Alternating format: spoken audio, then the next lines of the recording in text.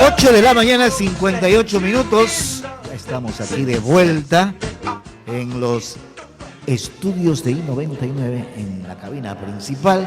Le queremos mandar un saludo a nuestro fraterno amigo Jaime Velázquez. Así que sé que nos está escuchando. Un abrazo, mi querido Jaime, y tranquilidad, mucha calma, pronta recuperación. Solo le pedimos que descanse. Eso es estrés también. Sí. Estrés y S4. Es que lo pueden hacer muchas cosas en la casa. Entonces, ese es el problema. señora María Fernanda, por favor. O sea, es que lo pueden hacer lasaña. Lo pueden hacer. Primerito es lo mandan a pasear al perro. Sí. Sale tempranito en la mañana. De ahí tiene que hacer el desayuno. El desayuno. Y de ahí hace las avenas. Oiga, yo antes de ayer, el día, ¿qué fue? Hoy día es martes, el día domingo, sí, hice un pedido y en media hora estuvo. Ah, caramba. Pues recién hechecitas, 5 avenas que ya se acabaron de paso. Para varias ya sé. Ya, el personaje que se las consume. El monstruo de las avenas que tengo ahí. De la avena, sí. Y también hace una rica lasaña. Sí. ¿Sí la ha probado? Sí. Muy buena. Pero usted se ve zampa 2 de esas, ¿no? No, 1:30 nomás. La mitad la dejo para la noche. Un abrazo para mi querido Jaime. Entonces, sí, ya vendrá por aquí a Jaime, cuídese, lo extrañamos. En verdad que su público lo extraña. Sí, su amigo. ¿Cuál? Daniel Mendoza. Ajá. ¿No es amigo suyo? No. No. Usted es amigo mío. ¿Qué pasó? Ahora resulta que ante el fiscal dijo que el SECOP, ¿sí?, le había entregado, o fue entregado a el otro asambleísta, Eliseo Azuero. Y que él, o sea, Eliseo Azuero, le pidió ayuda para efectivizar, entre comillas, lo que el contratista le estaba entregando por concepto de coima para él y los integrantes de su bancada. Entiéndese, la bancada de Azuero, el Badi. Y yo lo que digo, mi querido abogado, Cepeda, Wendy, Lucía, a veces uno no sabe ni con quién está hablando. O sea, uno entrevista y se venden tan bien. Yo voy a ser directo. Se venden tan bien. Claro, con Daniel Mendoza tuve un encontrón porque en su momento lo defendía pues a Rafael Correa y después lo defendía al actual presidente Lenín Moreno. No terminaba de entender para qué bando andaba, ¿no? Pero ahora entiendo, pues. ¿No ve que era el hombre duro del hospital de Pedernales? Entonces se acogen al derecho ese de testigos. Testigo protegido. Y comienzan a reconocer las cosas. Y antes yo no fui, pues, ¿no? La típica frase. Mire usted. No es testigo protegido. No. Es otro. Un testigo. Colaboración eficaz. Bestia, brillante el abogado. Colaboración eficaz, ¿verdad? Y entonces cuando ya se someten a esa colaboración eficaz a favor de lo que se está investigando y en bien de la justicia, comienzan a sacar, pues, o a salir todas estas cosas. Fíjese que el exdirector de la Secretaría de Contratación de Obras Públicas, que es lo que se conoce como SECOP, era René Tamayo. René Tamayo era hombre puesto por el señor Eliseo Azuero. O sea, una trama. Y la pregunta es, Javier, yo creo que usted se la ha hecho, todos nos la hemos hecho aquí. ¿Quién demonios le dio los hospitales a estos señores? Gran pregunta. O sea, ahorita yo no fui. No. O sea, a ver, Javier, yo Ramiro Cepeda lo quiero poner a Javier Segarra, director del hospital de Santa Rosa. Epa. No sé si en Santa Rosa hay hospital. ¿Cómo? ¿Perdón? Ya, no sé, estoy haciendo el ejemplo, puedo caer en... Sí hay. Ya, entonces, 3. el hospital que sí hay en Santa Rosa, 3 hay. y yo lo voy a nombrar. Ya. ¿Y yo quién soy? Claro. ¿Yo quién soy? ¿Verdad? Usted es el importante, no yo, por decir algo. Claro. Pero yo tengo que coger el teléfono y pedirle a alguien, pues, ¿no? Sí, pues. Y el otro me dice, ¿y por qué lo quieres nombrar? O sea, y resulta que habían algunos hospitales, y qué casualidad, algunos asambleístas, y qué casualidad en algunos momentos cruciales de la Asamblea Nacional, y qué casualidad, nadie sabe nada, y qué casualidad, el país está loco. No puede ser. O sea, estamos circunscritos a la discusión del robo en los hospitales y no a quien les dio la posibilidad de robar. Tan culpable es el uno como culpable el otro. Y beneficiarios no solo los que están en Miami. Por aquí también ya conozco de algunos que han sido beneficiarios, doña Lucía. Sí, solo para acotar algo, recordemos que mientras estuvo como asambleísta el señor Azuero, tuvo movimientos bancarios de gran cantidad. Entonces, yo aquí me pregunto, ¿cómo es que nadie se dio cuenta? ¿Cómo es que nadie investigó? ¿Cómo es que un asambleísta pudo tener gran cantidad de montos en sus cuentas bancarias? ¿De dónde? Pues si ganan $4,000 los asambleístas, ¿de dónde pudo obtener tanto dinero? ¿Cómo le florecieron los negocios? Increíble. ¿Cómo? De un momento a otro. Sí, la verdad que sí. Oiga, ya está en línea, me parece que el ministro Juan Carlos Ceballos. A ver si está Juan Carlos. Juan Carlos, buenos días. Buenos días, querido Eduardo, ¿cómo estamos? Qué gusto de saludarlo. El ministro de Salud está con nosotros. Vamos a comenzar esta entrevista. Voy a hacerle una pregunta que probablemente no tenga mucho que ver, y gusto de tenerlo acá en I99, 98.9 Guayaquil. No tenga mucho que ver para lo que lo invitamos, pero es respecto al desarrollo de la vacuna y de lo que ha hecho el Ecuador para poderla traer. ¿El desarrollo de la vacuna va en buen camino, ministro Juan Carlos Ceballos, y el Ecuador se ha acercado? Sí, mire, hemos hecho todos los esfuerzos posibles como para acceder a la vacuna. De manera particular, le quiero decir, existen 6 vacunas que están en la fase 3. Esta es la fase pre-comercialización, pero que requiere también una cantidad notable de gentes donde se les haga el test. O sea, estoy hablando de decenas de miles de personas. La más avanzada en este aspecto es la de AstraZeneca con la Universidad de Oxford. Y como usted sabe, Eduardo, yo estuve visitando Londres la semana pasada, hace unos días, y entonces logramos definir algunos acuerdos o ponernos de manera, imagínense, presencial. Estuve con el embajador allá para decir, nosotros queremos hacer esto. Y además les ofrecemos la posibilidad de que se haga el testeo de la vacuna aquí en el Ecuador. ¿Por qué? Porque tenemos un país relativamente pequeño, es un país de fácil acceso, es el único país, uno de los pocos países de Latinoamérica que tiene sus fronteras aéreas abiertas. Tenemos una diversidad enorme en términos de población, en términos raciales, en términos de étnicos.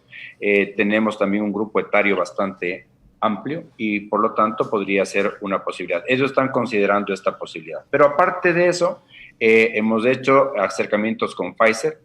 Nos hemos puesto en la lista de la vacuna rusa, la Sputnik 5, también de la China, que es la Sinovac. Y también hemos hecho acercamientos con Moderna. Justamente la semana pasada tuvimos una reunión con ellos. Aparte de estas en las que todos los países están haciendo sus adelantos, somos parte de la iniciativa COVAX, que está liderada por la Organización Mundial de la Salud, en la cual hay más de 120 países que se han integrado para el acceso a esta vacuna a precios razonables y ojalá sea oportunamente.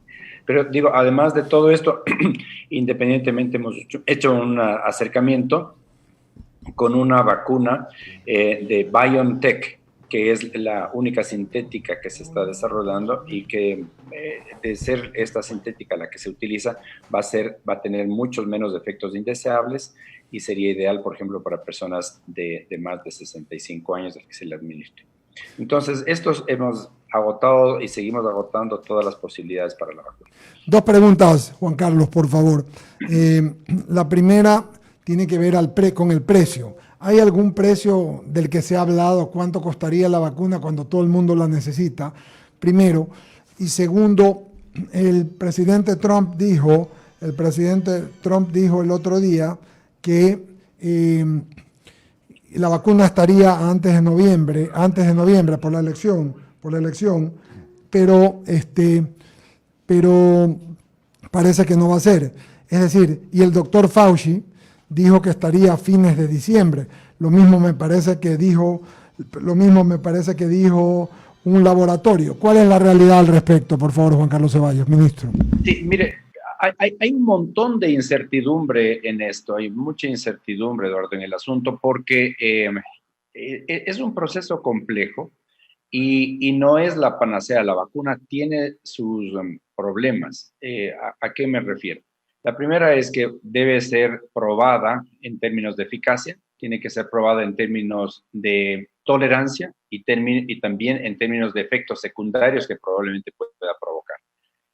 Un ejemplo de esto es la mielitis, que provocó en un paciente que aparentemente no está relacionada con la vacuna per se, es una característica del paciente que se salió a flote durante la administración de la vacuna, pero en la que hay que tener cuidados. Afortunadamente ya se ha tomado esto.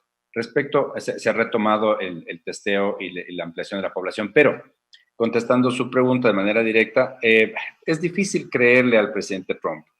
Y es difícil creerle al presidente Trump en términos de la vacuna.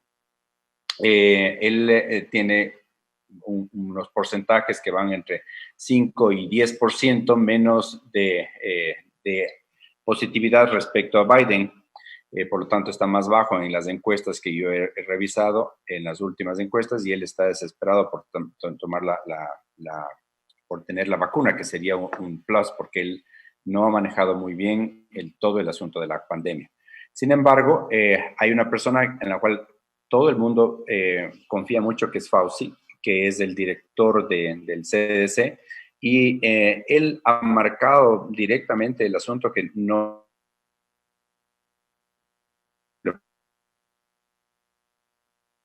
Se nos fue la señal. Okay. Lo cual sería... Juan Carlos, algo pasó con su señal. Ese es un punto, estar disponible, pero luego cómo se distribuye, a quién se distribuye, cuáles son las cadenas. Son 9:10 a.m, hay un inconveniente con la señal de internet. Juan Carlos, apague la cámara y solamente quédese con el audio, porque a veces pasa eso cuando estamos en Zoom. Y me dice si nos escucha. No, sí. Okay. Ya lo perdimos. Sí. Wendy, por favor, para que tratar de que enseguida... Ahí está Juan Carlos. Ahí está.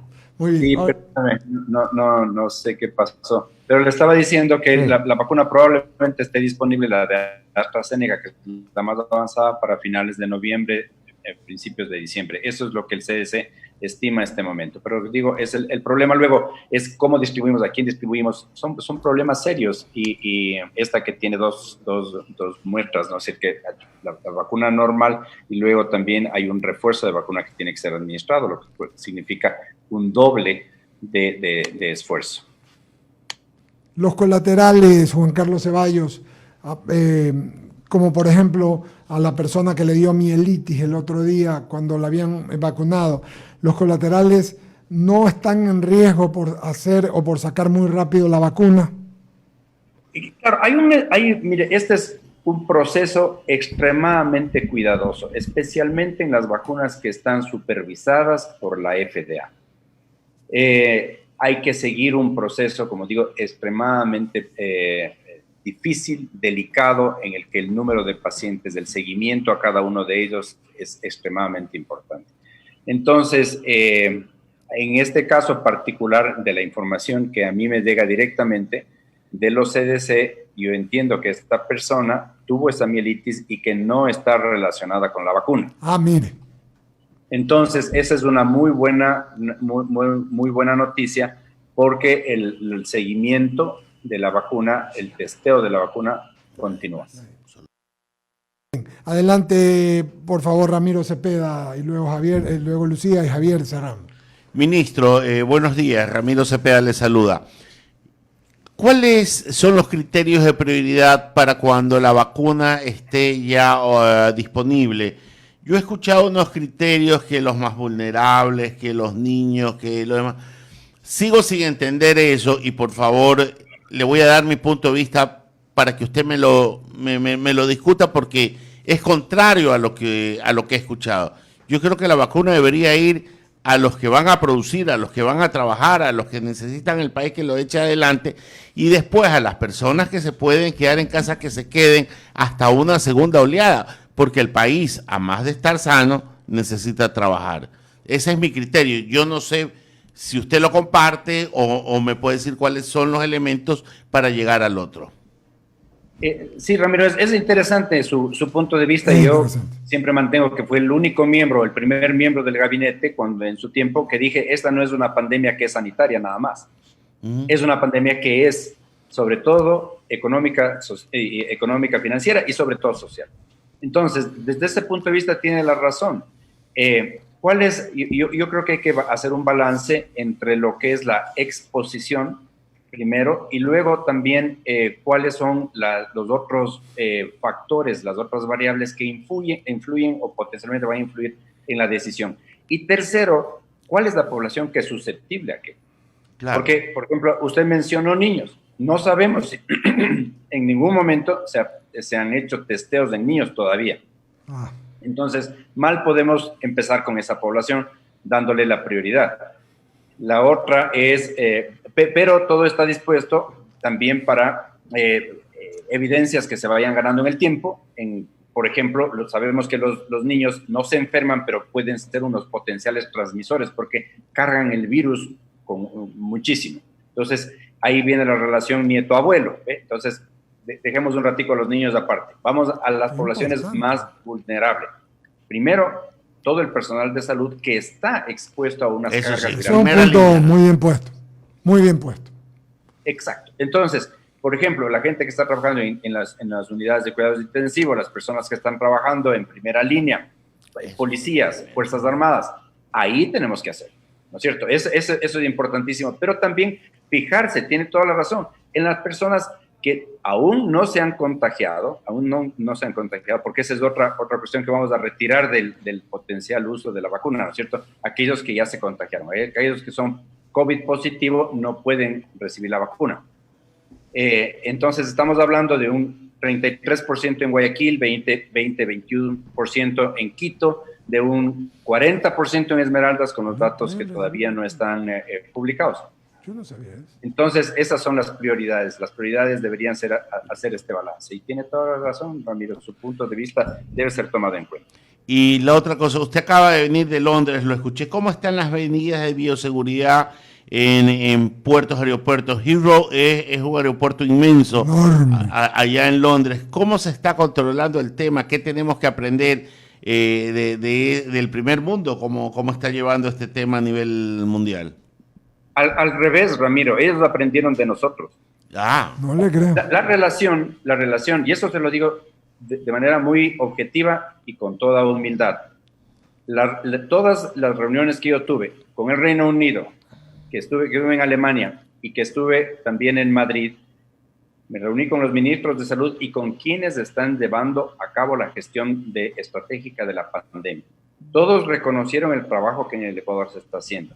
¿Basado en qué? En el número de muertes por millón de habitantes, por ejemplo, en el número de confinados que nosotros tenemos, en el número de casos positivos que hemos tenido, cómo hemos manejado los tests, de igual a igual. Por ejemplo, Berlín hizo una manifestación el día anterior a lo que nosotros llegaron, hubo una manifestación en Berlín en contra de las medidas, 18,000 personas. Imagínense el potencial contagio que es eso. En Berlín muy poca gente afuera utiliza la mascarilla. Sin embargo, hay evidencia que yo he transmitido y he dicho de que las ventajas del uso de la mascarilla como único recurso que tiene, conjuntamente con el distanciamiento, limpieza de superficies y lavado de manos. La segunda cuestión es por qué nosotros utilizamos tan pocos tests y sin embargo nosotros tenemos una mortalidad menor. ¿Por qué es que nosotros hemos segmentado inteligentemente las poblaciones? Es decir, no se hizo testeos masivos. Toda esa estrategia y sobre todo con los resultados de que por qué tenemos, como dije, 20% en Quito, 20% en Quito que tiene defensa, es decir, que estuvo contagiado, 33% en Guayaquil y 40% en Esmeraldas. Y nosotros tenemos una mortalidad que es menor a la mayoría de los países europeos. cuando ellos han tenido el 5% de exposición. Es decir, esos exponen el 5% y mueren más que nosotros que hemos expuesto entre 4 y 10 veces más. Esto les llamó muchísimo la atención y contestando directamente su pregunta es las medidas que nosotros tenemos acá, dicha por los alemanes que estuvieron aquí, que regresaron a Charité. Charité, una de las mejores universidades del mundo, diciendo el orden, la disciplina que nosotros tenemos en términos de aeropuertos, en términos de centros comerciales, el aforo, qué porcentaje de la gente afuera está utilizando mascarillas, que es más del 99%, ha hecho, junto con los indicadores de los que hablé, que nosotros seamos un ejemplo para ellos. Alemania está considerando este momento está considerando el uso de mascarilla externo. España está considerando vetar el uso de que la gente pueda fumar fuera de las calles, en el aire libre en las calles, porque el humo transmite hasta entre 10 y 15 metros. Es decir, cuando uno huele tabaco, puede que en una de las partículas que esté oliendo esté cargado el virus. Caracho. Entonces, esas son las cuestiones, pero yo digo, orgullosa, pero humildemente también digo, esta es una pandemia que nosotros tenemos que compartir los datos. Hemos hecho relaciones con científicas para manejo de todo lo que es cero prevalencia y el estudio de cero prevalencia con el Instituto Carlos III de Madrid. Hemos habilitado la posibilidad de que el Ecuador sea el primer país, el primer país que vaya a ensamblar ventiladores para ser distribuidos en la región. Esto fue hecho con la Universidad de Londres. Y con Alemania tenemos el Charité, hay dinero que está viniendo, un convenio que está en curso, de manera que nosotros podamos mejorar las condiciones mutuas. Schiphol, o Schiphol, que como lo dicen los holandeses, Schiphol, es que esos son los holandeses. El aeropuerto de Berlín, que es muy chiquitico, el Heathrow, que es muy grande, como usted bien lo menciona. Nosotros tenemos en el equipo muchísimo mejor delineados los sitios, todo lo que es la señalética a nivel de pisos, el distanciamiento social. Así que para mí fue un orgullo el poder compartir estas medidas basadas en el éxito que hemos tenido en términos del manejo de la pandemia. Ministro, le voy a pasar a Javier Segarra y a Lucía Jaramillo. Solo una pregunta breve, rápida. En el avión, cuando usted viajó tantas horas, ¿qué medidas tomó para no contagiarse con el coronavirus? El avión es uno de los puestos o de los sitios, de las áreas más seguras que existe para no contagiarse de coronavirus. Es casi como viajar dentro de un quirófano. Ya. ¿Por qué? Porque hay dos tipos de flujos que vienen. Un flujo del aire de arriba hacia abajo y uno de atrás hacia adelante con permanente circulación a través de los filtros EPA, que garantizan un 99.9%. La limpieza que se hace después de cada vuelo también garantiza esto. Dos cuestiones adicionales que las discutimos con cada uno de los ministros de ahí. Uno es que usted debe usar siempre la mascarilla. Dos, la desinfección permanente de las superficies.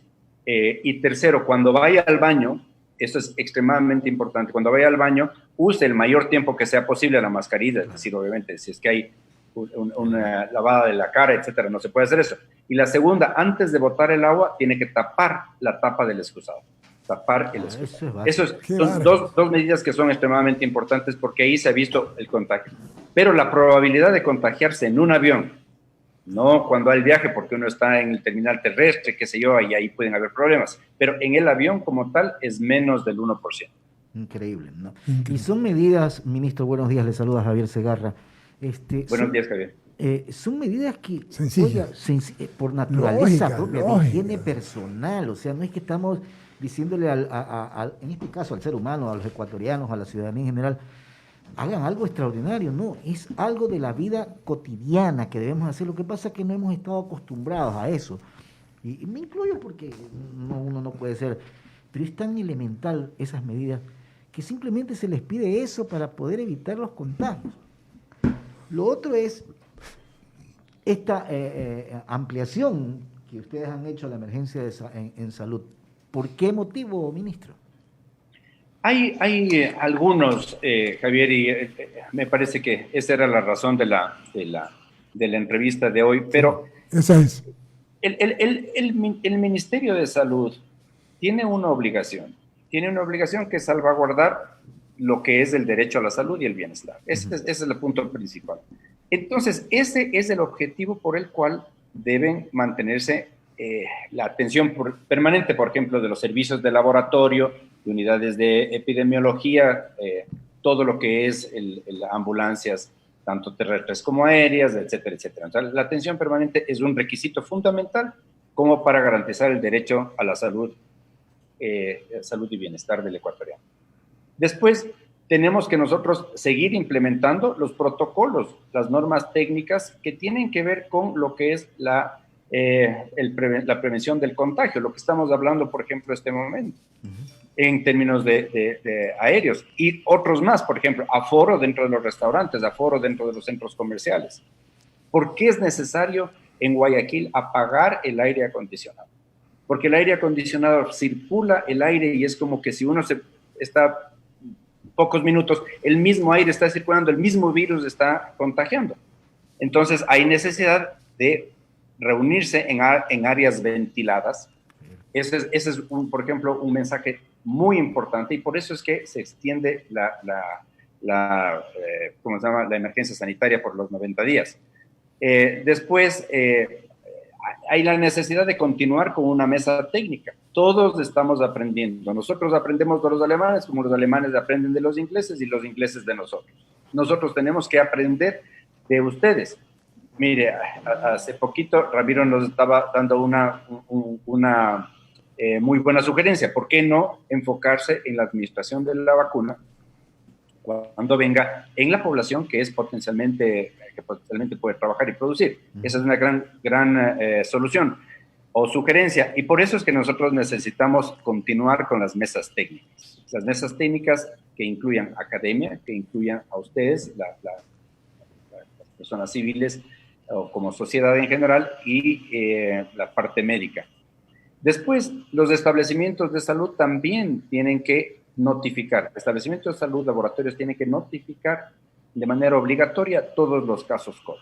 Es decir, si yo tengo un caso en un restaurante, yo tengo la obligación moral y ahora legal, con la extensión de los 90 días, de transmitir esto. Otros ejemplos que les podría dar, por ejemplo, es garantizar la atención médica y la disponibilidad. Ustedes acuérdense que durante un tiempo la consulta externa estaba cerrada, justamente para evitar los contagios. Más bien ahora, dadas las circunstancias del estado de la pandemia, nosotros tenemos que garantizar la atención médica y la disponibilidad de esos servicios. La consulta externa es mandatoria. Entonces, el extender la emergencia sanitaria también nos ayuda. Y puedo hablarles de algunos otros temas más. Controles sanitarios de los aeropuertos, por ejemplo, tienen que tener un respaldo, una evidencia científica y que va a estar cambiando permanentemente. Esto nos garantizará, nos garantiza el aumento a los 90 días de la emergencia sanitaria. Usted, ministro, es un especialista en epidemiología y le voy a preguntar al especialista en epidemiología, no al ministro de Salud. ¿Usted es partidario de que las clases vuelvan a ser presenciales o no? Sí. Soy con un par de bemoles, como decimos, ¿no? La primera es que tiene que hacerse bajo estricta disciplina, la señalética, como hablamos, el número de personas por clase, el número es decir, por qué el profesor tiene que estar dispuesto en un sitio nada más, la importancia que cada alumno mantenga su propio pupitre durante todo el tiempo para saber con quién potencialmente estuvo contagiándose, el cierre de las cafeterías. Eso es orden, eso es estructura. Así hicimos en los aeropuertos y fuimos los pioneros y hemos tenido muy pocos contagios. Asimismo, fuimos con la estructura de los colegios. Hay necesidad de hacer más pilotos y por eso es que yo creo que si es que hay un orden, una disciplina y un pilotaje, se puede perfectamente abrir.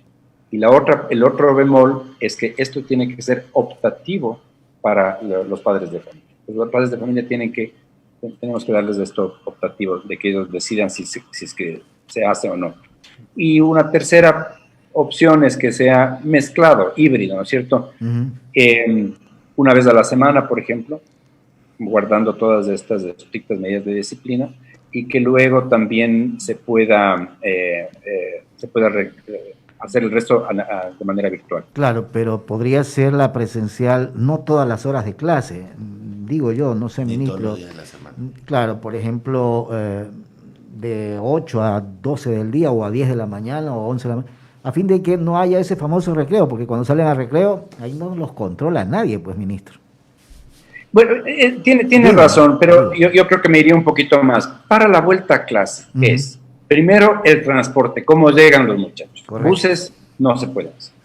Correcto. Se tienen que hacer a través de casos de los automóviles privados, idealmente. Pero ahí me dice usted, está muy bien esto para gente que vive en San Borondón. Pero, ¿qué hago Con el resto, la mayoría, ¿no? los planteles fiscales en los que el transporte tiene que hacerse de esa manera? Pero se puede reducir, los buses pueden tener un aforo, por ejemplo, de no más de 15, como hemos hecho con el fútbol. ¿Ve? Claro, correcto. No más de 15 jugadores por bus. Si son 30 jugadores, son 20 jugadores, pues son 2 buses. Correcto. Igual se puede hacer porque las clases presenciales que estamos nosotros explorando, conjuntamente con la ministra de Educación y con otras, y justamente con Europa, los alemanes han tenido muy buen éxito en esto, es que no haya más de 15 personas dentro de un bus, no más de 15 personas en cada aula, independientemente del espacio del aula, el que haya las ventanas, lo que hemos hablado, no, de acuerdo al baño, no más de 3 personas por baño, dependiendo obviamente del baño. Entonces son cosas importantes. Se refería usted al recreo, pues están dibujados en el colegio alemán, justamente el de Guayaquil, el Humboldt, círculos grandes y con círculos pequeños, de manera que los estudiantes que vayan vayan y se coloquen en esos sitios, ¿no? Es muy peligroso. Pero también un seguimiento muy importante con las familias y con los profesores es importante para detectar casos, ¿no? Lucía Jaramillo, adelante, por favor. Ministro, ¿cómo está? Muy buenos días. Aprovechando su presencia aquí en el Diálogo I-99, ayer salió una denuncia en un medio de comunicación donde se detallaba la falta de insumos en los hospitales públicos de Guayaquil, que los médicos no tenían mascarillas, que los médicos no tenían alcohol, incluso ellos tenían que comprarse su propia mascarilla porque no les daban estos insumos. ¿Qué hay de cierto en eso, ministro? Apenas yo leí la noticia, me puse de acuerdo con el doctor Francisco Pérez, que es el coordinador zonal. Él verificó la información y esa información no es correcta. Yo le puedo garantizar, miren, hemos hecho hace pocas semanas una importación de 845 toneladas métricas, solamente de insumos. Es probable que en algún momento haya una desfase entre lo que es, por ejemplo, una demanda alta y la entrega y la distribución. Pero yo todas las mañanas, y esto repetido durante toda mi gestión, antes de las 8 de la mañana yo recibo un informe de cuánto hay en el Oscardex, en el seguimiento, las hojas de seguimiento de cada hospital. Usted me dirá, hay veces que un hospital no pone toda la información, no actualiza en la tarde, pero nosotros estamos haciendo proyecciones a 15 días, a 3 semanas de cada uno de estos insumos. Mascarillas, por ejemplo, que usted se refería, mascarillas. Hemos recibido una donación muy grande de Grunenthal, una compañía alemana, para ser distribuida en el país. Es decir, no creo que pase, y me apena que alguien diga que tiene que comprar las mascarillas. Las mascarillas están calculadas para también el tipo de labor que está desarrollada. Usted imaginará, en unidad de cuidados intensivos la gente necesita una cada turno o cada 8 horas. Mientras tanto, que la persona que está en un área que no es de COVID tiene que usar la mascarilla, pero sea una mascarilla que no sea de tanta sofisticación y que puede ser cambiado cada 24 horas, por ejemplo, digo yo. Estas pueden ser las causas. Gracias por su aclaración, ministro. Pero regresando a su viaje, hay un convenio, y en buenas noticias, ¿no? Cambiando de lo negativo a lo positivo, el convenio entre Hospital de España y el Ministerio de Salud del país para la atención de niños con cáncer. Cuéntenos un poquito acerca de eso. Maravillosa noticia, Lucía, maravillosa noticia por 2 cosas. Primero, yo estuve en Guayaquil la semana pasada firmando el convenio con el Hospital San Juan de Dios de Barcelona. Esto es un convenio extremadamente importante porque va a permitir que niños con diferentes, no solamente de malformaciones, sino de enfermedades que no puedan ser tratadas acá o cuyo riesgo sea mayor acá que en España o cuyos adelantos se vean reflejados por la atención en España se van a dar allá. Yo creo que es muy, muy importante. Pero algo que todavía no se ha anunciado y que es primicia para ustedes es el convenio con la Universidad de Navarra.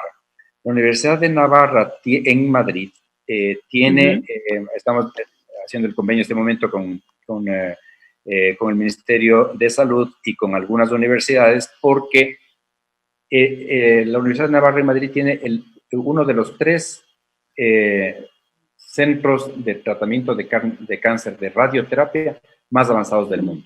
Uno de los 3 está ahí.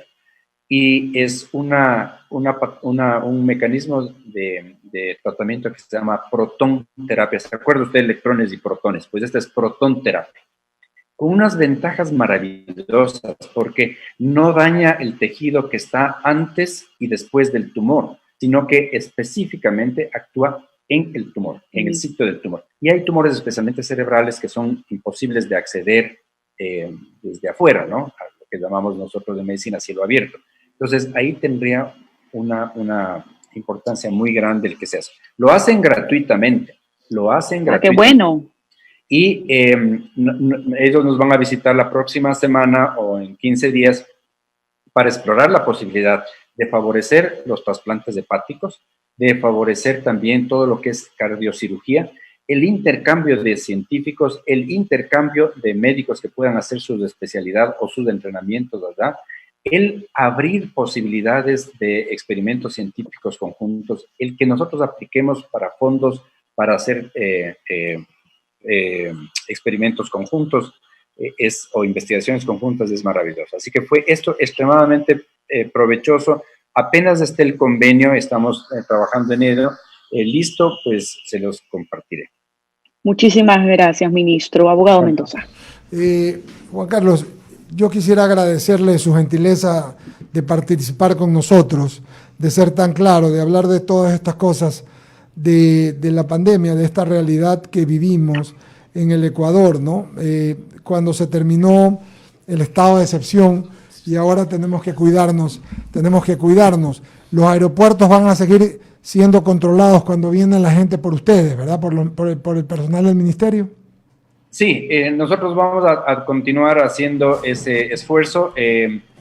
Entendemos que en algunos países es muy difícil conseguir por ejemplo, resultados para PCRs, pero si es que hay esa imposibilidad o es muy caro, por ejemplo, en Londres cuesta 120 libras una PCR y le entregan después de 5 días. Nosotros estamos muy avanzados en eso. Si es que usted llega, o un pasajero llega sin la PCR, sin el resultado de PCR negativo, le podemos llevar al albergue, al hotel, y de ahí para que haga su APO, y mandamos nosotros un laboratorista, una brigada, para que le tome la muestra. Él va a costar esto, pero pasajero, pero va a ser infinitamente menor. Vamos a continuar con eso, Eduardo, es la respuesta. Qué bueno. Ramiro Cepeda tiene una pregunta. Ministro, no sé si es abierta. Disculpe que lo vuelva a molestar acá, pero a mí me salta otra pregunta. ¿Usted está preocupado de la salud con respecto a la pandemia? Pero hay otras enfermedades que se han suscitado por el hecho de estar guardadas las familias. Temas de salud mental me refiero.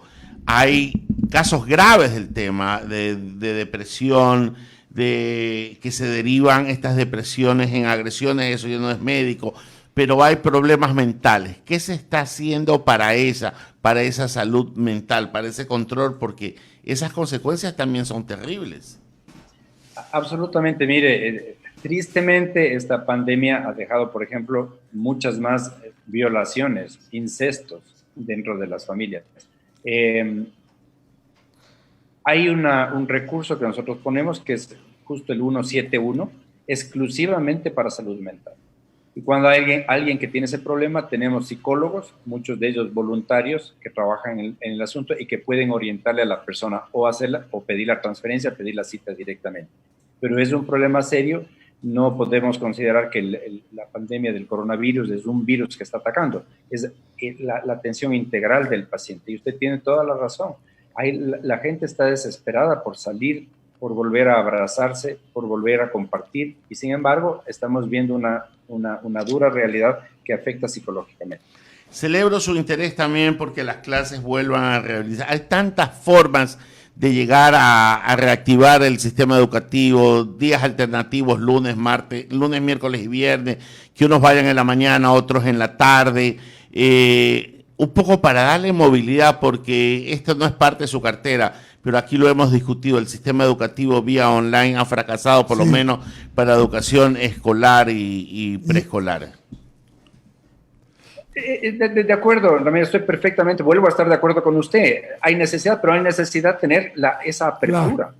Es decir, si yo tengo en mi alcaldía o en mi GAD la negativa como para ver por cualquier posición política que yo entiendo se da, no doy la apertura para abrir la posibilidad de un estudio piloto, por ejemplo, como es el que nosotros pretendimos hacer en Guayaquil, o el que se van a hacer en algunas universidades a nivel de Quito. ¿Cómo abrir, pero para buscar la evidencia que nos diga si es que está funcionando o no? ¿Cómo puedo yo hacer caso omiso a una evidencia que me está diciendo de 2 o 3 países europeos, incluido de Alemania, que me está diciendo, mire, la probabilidad del contagio es extremadamente baja y el daño mental, el daño psicológico que se le está dando a un niño, que se le está dando a un grupo de niños en formación, por más acceso virtual que tengan, la comunicación entre ellos es absolutamente fundamental para su crecimiento. ¿Es verdad? Entonces, ¿cómo puedo yo objetar eso sin tener ese conocimiento? De nuevo, con un afán claramente político. Me niego a eso. Estoy completamente opuesto al asunto y apoyo su sugerencia, Ramiro. Veamos opciones, pero veámoslo como hemos hecho con los aeropuertos o como hemos hecho con la agroindustria, con la industria de la construcción, por ejemplo. Sí, hay una racionalidad, vamos a hacer el seguimiento y todo. Todo. ¿Hay una exposición mayor? Sí, hay una exposición mayor, pero el beneficio de esa interactuación de los alumnos es extremadamente más beneficiosa que la potencialidad de contagiarse a este punto. Perfecto. Juan Carlos, muchas gracias. La verdad que lo que hemos hablado, si la gente sigue haciendo todo lo que usted ha comentado y lo que se dijo, distanciamiento social, mascarillas, lavarse las manos, tomar las precauciones, más aún ahora que terminó el estado de excepción. Vi ayer, por ejemplo, salió nuestro móvil de cámaras de @radio I99, de televisión I99 a la calle, todo el mundo estaba con mascarillas. O sea, yo sí veo que la gente tiene conciencia de lo que puede pasar. Si seguimos cuidándonos, si no vamos a reuniones sociales muy grandes, si hacemos todo lo que hay que hacer, podemos pasar. Estamos septiembre, mitad de septiembre. Si usted decía que quizás la vacuna estará para fines de año, pues nos queda poco tiempo todavía por lograr tener algún camino y hasta que nos vacunen, pues bueno, así que muchas gracias, sigamos trabajando, sigamos conversando y adelante, ministro Juan Carlos Ceballos, ¿no? Gracias, ministro. Siempre un gusto estar con ustedes. Muchas gracias, Eduardo. Gracias, ministro. 9:40 de la mañana, vamos a pagar el corte comercial, nos quedan todavía algunos minutos de diálogo aquí en I99, regresamos.